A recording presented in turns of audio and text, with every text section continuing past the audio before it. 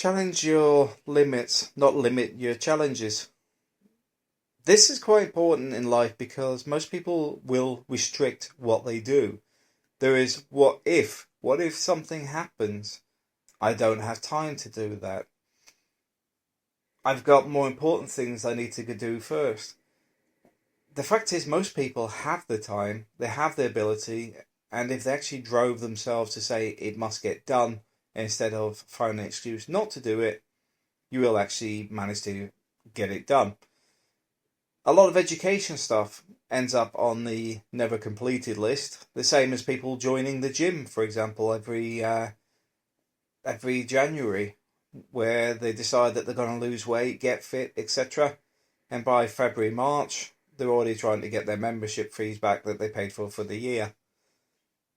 The reality is, people need to change their mentality. I mean, myself, I know I put on weight, and today the bike actually come back out the garage and was actually up the road with me running back and forwards to the van today. But tomorrow we're already starting our cycling routines now the weather's cleared up. You need to focus on making it happen. Fitness, for example, I normally find that once I start getting into a routine, the routine starts to take over and you start to feel better the longer you're doing it and the better you feel for it. So fitness is one of those ones you should really crack on with. Education, you need to make sure you have the time, but also that it's dedicated time. If you're learning a language, for example, you need a quiet space to sit and listen, write, and then spend a bit of time communicating with other people in that language. Don't just assume that sitting doing it while doing something like Duolingo while watching TV is going to get you fluent in the language, because you're not really listening, and although you're doing some of it, you might as well be doing nothing at all, because you're not actually helping yourself improve your abilities. You need to focus on it. And this is why you need to sit there and decide what you want in life and where you want to go with it. You need to say, well, do I want to do this, or do I want to do something else? Am I going to make an excuse not to do it? How am I going to talk myself into it instead of talk myself out of it? My move to Spain was one where it was commitment. It's like we decided to do it, so we do it. We'll work out the rest when we hit the ground. For some people that may seem a bit blasé, but reality is we're still here, we're still surviving, and things are starting to move forward, although a little bit slower than I would like. Reality is, if we sat there going, well, what if, we may never actually achieve our move to Spain, and we may have still been sat in the Philippines. Rewarding yourself is also important when you achieve a goal. Some of it is very simple stuff. It doesn't have to be something like a full-blown party. Myself, when I achieve certain tasks related to contracts, I normally buy myself a new pen. It's something simple, something that I'll keep and be able to pass down to the kids, but also it's a little memento of something I've achieved over time, and it doesn't need to take up an entire cabinet of little trophies. You just need to challenge yourself on a daily basis. You need to sit down and sort your challenges out on where you want to be, what you want to do, how you're going to do it, and what is it that you actually want out of life. Sit there and break it down. If you're going to do a 5-year plan, sit and do a 5-year plan. Some people will say, well, we don't do 5-year plans. Well, they may not. They're entitled to their opinion. Doesn't mean they're right. It just means they're entitled to an opinion. My personal view is I have a 20-year plan. I have a 10-year plan. I have a 5-year, 3-year, and this year. Why do I break it down into that? Because some of it will take a long time to achieve. For example, I've invested in peer-to-peer lending in the UK.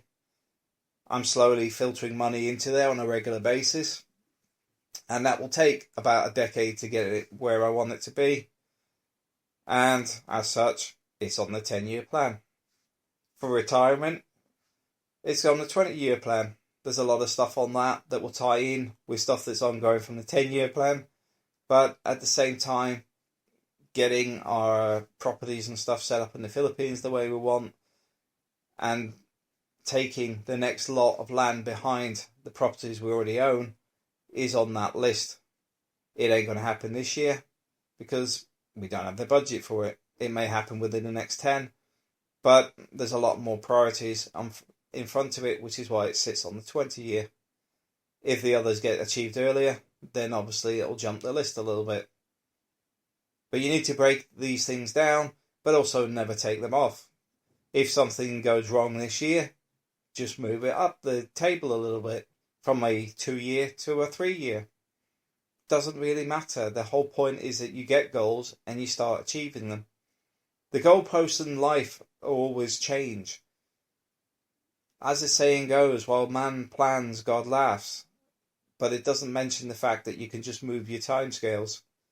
You can alter it to suit life. Not everybody's healthy all the time. Not everybody has work all the time.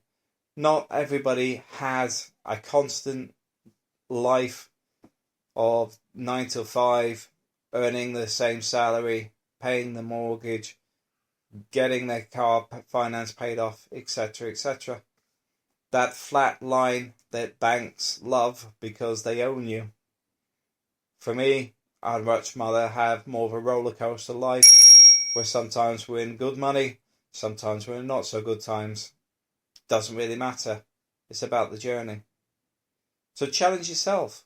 Where do you want to go? What do you want to do? How are you going to do it? Sit and get a bit of paper. Just put a line down the middle and put the things you want to achieve on the right. List them down and then list things that are stopping you doing it on the left. And what you should actually do is sit and analyse them and talk yourself out of the stuff on the left. You should turn around and say, well, I can't afford it, maybe on the left-hand side. And then go, well, why can't I afford it? What can I do to make that happen? Maybe not go drinking on a Friday. Or maybe only having a couple of pints instead of 10 on a Friday. There's always a way to do it. It's a bit like a friend of mine was talking to some people in a bar in Wales. Where is it? I think it was Wales. No. It was a small village. And the majority of the people there go on holiday in Wales. While he had just come back from Mexico. And they said to him, well, we could never afford a holiday in Mexico. It's all right for some.